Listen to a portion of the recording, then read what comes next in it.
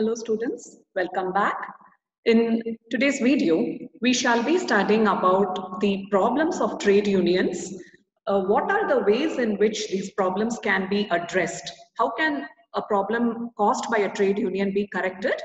And why do trade unions cause problems? In other words, what are the causes of industrial disputes? So first, let's have a look at the problems of trade unions. The first problem what a trade union can create for us is something called as an organizing drive. So an organizing drive is a concept where all this while in the factory there was no trade union, but all of a sudden efforts are being made to create the trade union now. So in a situation where there was no trade union at all, efforts are being done to form a trade union is called as an organizing drive.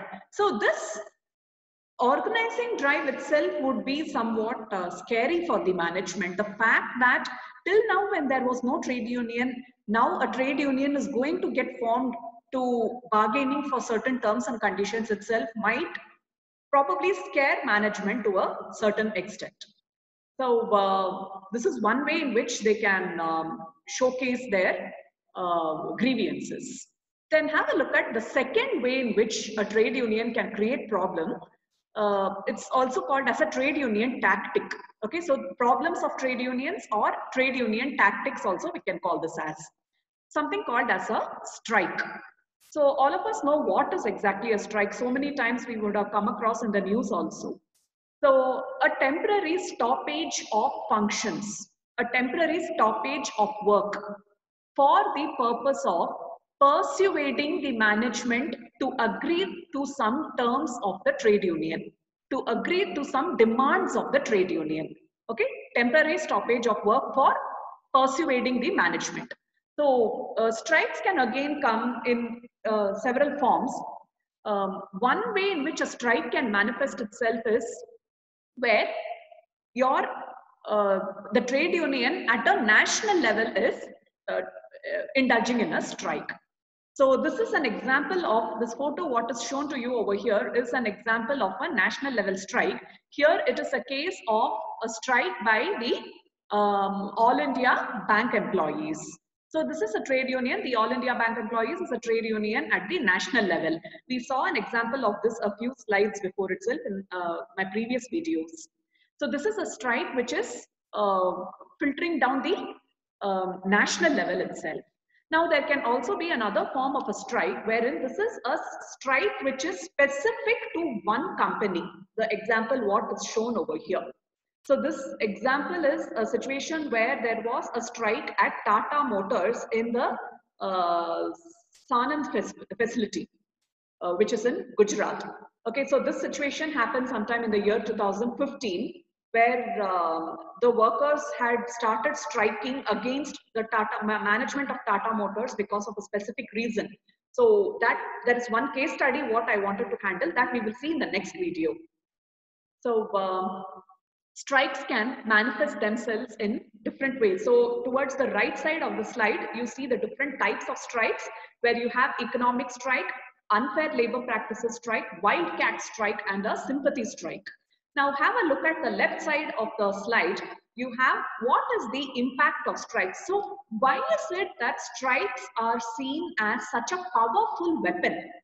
See, what happens here is, first of all, three main ways in which strikes can affect is, it can affect the production, it can affect the supplier, and it can affect the customers, and ultimately the profit. And if it goes on for a very long time, it will ultimately affect the survival of the company itself. So the first point over here, if you see, it suspends production. So this production can get suspended because that indirect ways also can happen here in suspending production. One indirect way is purposefully they will slow down the production. Purposefully they will come and tell that they are not feeling well, and they will keep some excuse or the other, and they will keep the production at check. Purposefully they may probably they may absent themselves from work. So these are all some ways where purposefully they are keeping the output less. This is one way in which they can suspend production, and another way is directly indulging in a strike due to which work is stopping in that facility altogether.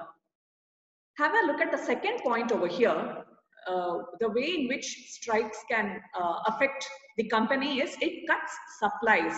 The supplier gets affected over here, and the company's receipts from the supplier, whatever raw materials or components that it has to get from the supplier also gets affected. What happens here is, see, supplier will be dispatching some products, dispatching some raw material or some components to the company's factory. What happens is when the supplier's lorry is trying to enter into the company's premises itself, these workers will not allow the lorry to even come inside the company. So supply gets disrupted over there. And obviously, if the supplier knows that there is a strike in the company and their business, supplier's business is getting affected, they may not want to continue supplying to the company itself if this prolongs for a very long time. Okay, so supplies get affected because of this. Finally, it affects customers and profits. I already told you in the first point over here, production gets suspended. If production is getting suspended, what happens? You are not able to produce a certain product, which you have to give to the customer. So because you are not able to produce the product, and hence you're not able to give it to the customers, you're not able to meet your deadlines on time with the customers. So the customers start getting frustrated because of this, and obviously they may not want to do any kind of business with the company here. Obviously the sales are affected, customers are affected, profits obviously gets affected because of a trade union's strike. So what are the different types of strikes that can occur here? One of them is something called as an economic strike. Economic strike is a situation where the management does not adhere to certain terms of the contract. The management does not abide by certain terms of the contract, of the labor contract. They may have promised certain wages, but they are not giving those wages. They may have promised the working time to be something, but they will not be sticking to that working time. They will keep asking workers to extend their working time and work overtime. All these things can be frustrating for workers, and hence, because the management is not sticking to the terms of the contract in some way, they voice out their grievance in the form of a strike. Okay, so this is called as an economic strike. Then there can be a second form of strike over here, something called as unfair labor practices strike. Whenever the workers feel that the management is exploiting them, they are working under very harsh working conditions. So these kind of situations occur also. They indulge in a strike in the name of unfair labor practices. Then you have something called as a wildcat strike. See, here is where I need to make a difference between economic strike and wildcat strike. In an economic strike, as I had already told you, there are certain terms of the contract, labor contract. Management may be deviating from that labor contract. Management may not stick to the terms of that contract. They would have promised some wages, but they're giving some other wages. They would have promised working time to be something, but they're asking laborers to work for much more extra time, which is not there in the contract. So this is there in an economic strike. However, what happens in a wildcat strike is during the terms of the contract itself, during the term of the contract itself, when everything is good according to the contract, when everything is being followed according to the contract, even then a strike is initiated by the trade union. This is called as a wildcat strike. Okay, so the difference I hope you have understood between an economic strike and a wildcat strike. So laborers may have some problem which is not related to the terms of the contract at all. They may want some additional benefits for themselves, due to which without prior notification to the management, they just indulge in a strike. It comes as a surprise blow for the management. Finally, you have something called as a sympathy strike. A sympathy strike is where one trade union strikes supporting the strike of another trade union. So you have two trade unions who are striking against the management. There is one trade union who is already striking. In support of this trade union, another trade union joins hands and starts striking, supporting the other trade union. So for example, if I have to tell you, let us say that the bank employees are all, the trade union of the bank employees are all striking. At the same time, under, along with the bank union employees, supposing the employees of, let us say, Indian Medical Association, the doctors of the Indian Medical Association, who is another trade union, are also launching a strike supporting the bank employees strike. I'm just giving a hypothetical example here just to make you understand. Okay, so this is the way in which a sympathy strike can take place. So when a strike occurs, what are the options available to the company or the employers to deal with the strike? The first option available here is to shut down the affected area altogether. So the area which is being affected because of the strike, you cut down operations in that area and concentrate on operations in other geographical areas where everything is going on smoothly. This would be called as a, this would be one of the ways in which you can deal with the situation. Sometimes problems can occur here also. See, sympathy strike I had already told you. Now let's take for example in Gujarat, a strike is occurring against the Tata Motors, in the Tata Motors factory in Gujarat. Incidentally, looking at the workers striking in Gujarat, the workers in Delhi might also strike with their factory in Tata Motors, supporting the strike in Gujarat. Like this also, a sympathy strike can occur. Okay. So, but anyway, one way is to shut down the affected area and continue operations in the other areas of the company. In Gujarat, in case there is a strike, you continue doing your operations in Maharashtra. Continue doing your operations in, let us say, West Bengal. Okay, so this is one way in which you can continue with your work. Contract out work. Okay, the second way in which you can deal with a strike is by contracting work to certain external parties. So this is a temporary arrangement where you are not dismissing the striking workers. However, the strike is going on in one direction. In another direction, to make sure that the work is going on smoothly, you're hiring some temporary workers from outside. You're outsourcing the production work from outside laborers and asking them to do the work. Okay, so this is one way where you can manage. But here again, you need to be careful. The outside workers who are coming to work in the factory, they need to get protection because these striking workers might cause some kind of harm to them because they are to discourage them from coming to the office and working. The third thing is continue operations with minimal staff. Whichever officers are there or there are non-striking employees, whichever supervisors are there, continue doing the work with whoever is there in the company right now.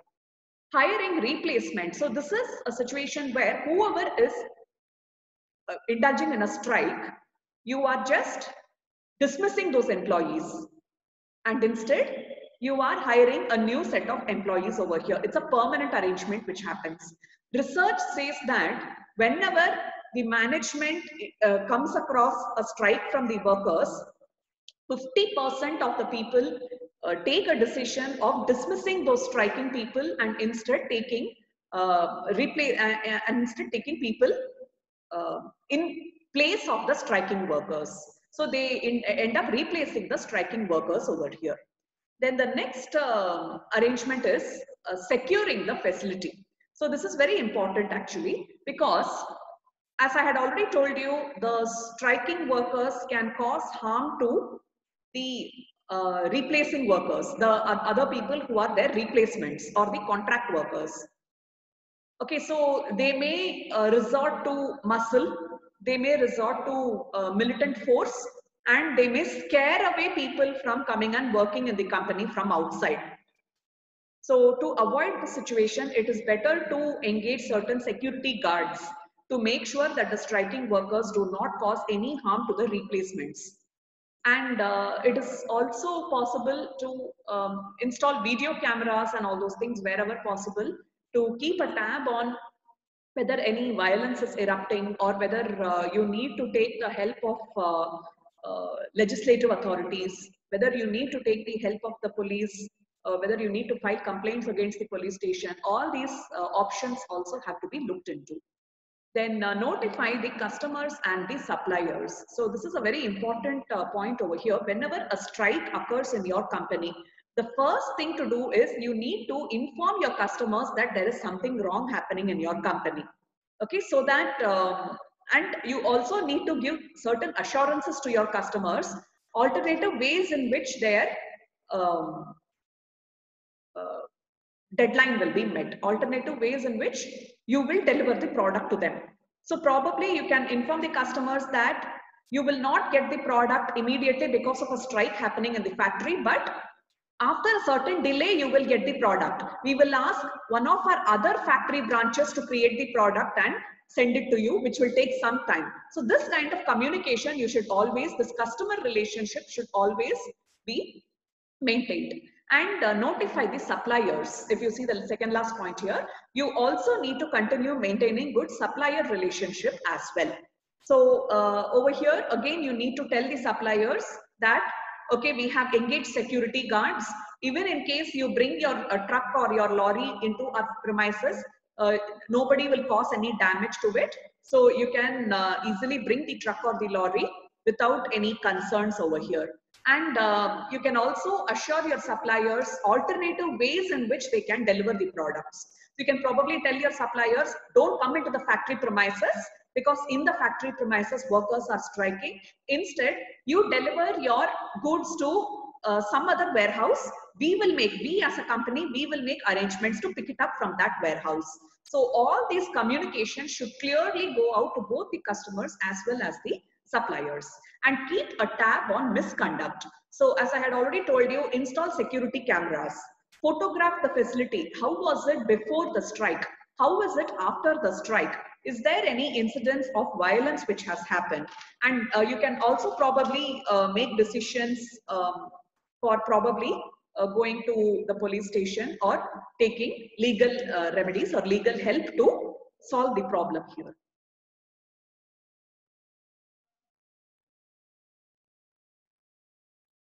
Okay, so we have not completed this slide over here. So I had explained to you one problem what trade unions can create is organizing drive.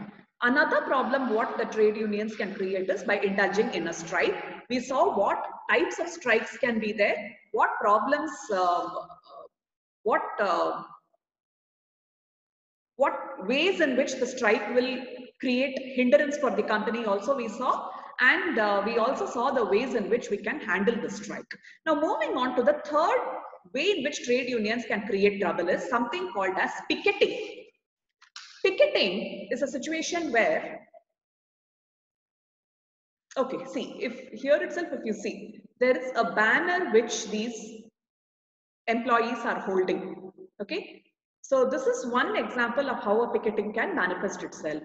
So when the striking workers are holding some kind of a sign or they are holding some kind of a banner, that banner may probably tell, the sign may probably say, improve our wages, or do not exploit us, or it may say, refine our work timings. So some kind of a message is put in a poster or a banner which the workers are holding as the strike is going on. This is a case of how picketing can show up. Okay, so this is one of the first activities which is started in a strike. Initially, when a strike starts, it starts with employees holding a banner, sending out a message to the company. Now, see, the problem with picketing here is the message does not go only to the company. The idea of picketing from the trade unions is to also send a message to the public that their demands are not being met. It is also to send a message to the customers or the suppliers not to do business with this company. It may say boycott so and so company. Do not do business with this company because they are exploiting us. So this kind of a wrong message these banners sends out to the company, the customers, the suppliers, and other parties who are doing business with the company. So the ultimate idea is to discourage other parties from doing any kind of business with the struck company. Okay. So this is one of the problems with trade unions. Have a look at the fourth point over here, something called as inside games. Inside games is, as I had already told you a few minutes back, it is an indirect way of creating trouble for the company. So what happens is the trade union members ask the employees, the workers, to purposely obstruct production, purposely hinder the production. How production can be obstructed? They purposely put pressure on the workers to slow down the pace of production. They purposely ask the workers to refuse to do any kind of overtime. They purposely ask the workers, to purposely file mass complaints about the company to certain government agencies, like the labor court or something like that. Okay. Or another option here is production can get obstructed where the laborers are purposely they are calling themselves sick. Purposely on the ground of a sick leave, they are not coming to work. Purposely they are absenting themselves. All these are different ways in which the production can get obstructed. So this is how inside games. So you are convincing the other workers of the factory to purposely reduce the extent of production by indulging in all these kind of disruptive activities, what I just told you now. Finally, you have something called as corporate campaigning. So corporate campaigning, it is where the union exerts pressure on the management, exerts pressure on the customers, on the shareholders, etc., saying that their terms and conditions are not being met. So don't do business with the company. In fact, they may even surprise the management, some of the top members of the management, by organizing boycotts or by organizing some kind of strikes right near their house itself. They will be doing picketing, holding banners and doing shouting slogans against them right near their own houses or their own residences. So, they may also start boycotting some of the company's banks. They may tell the banks that if you continue giving loans or something to this company, we will tell all our friends not to do any kind of business with your bank. So these are all ways in which you are trying to discourage certain members from doing any kind of business again from the company. So all these things are very detrimental to the company's performance. So one of the strategies, actually what companies do is actually, especially when the trade union is very strong, and also when the trade union is having backing some kind of a political party. Many trade unions are backed by political parties. See, there is, for example, I had already told you, the Bharatiya Mazdoor Sabha, which is the largest trade union in India. It has almost like around 17 lakh members. So they are backed by the RSS. Then there is another trade union which is backed by the Marxist Communist Party, the party which is ruling in Kerala. There is another trade union which also has the backing of the Indian National Congress. So many of these political parties are interested in giving some kind of labor reforms. They are interested in improving the conditions of these laborers. So for that, they give their support to these trade unions. So thereby, because they have the support of this political party, they can indulge in lots of problems. So especially when the trade union is strong, what the company will do here is, the company will, the day where the strike is starting itself, they will try to meet the demands of those laborers. Then later probably, they may probably try to, under some excuse or the other, they may try to dismiss some of the employees in the future. Okay, so these are some tactics what companies can use to quell a potential rebellion. This slide we have already seen. What are the options available to employers to deal with a strike? Now moving on to the next topic here, industrial disputes.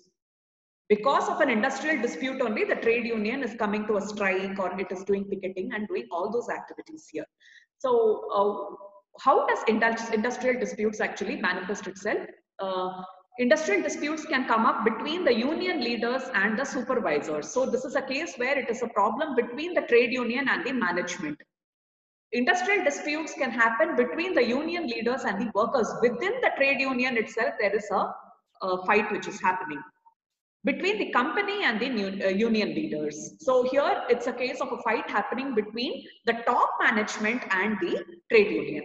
So the difference between the first point and the last point is, in the first point there is a fight between the trade union and their immediate supervisor. In the last point, there is a fight between the trade union and the top management. Okay, so this is how industrial disputes arise, and the result of an industrial dispute is collective bargaining. There is something called as a collective bargaining. There is something called as third party negotiations, and you have the strikes and other forms of opposition. This point we have already seen. What we have to see is, what do you understand by collective bargaining and third party negotiations? So I think I will continue these topics in our next video. Thank you.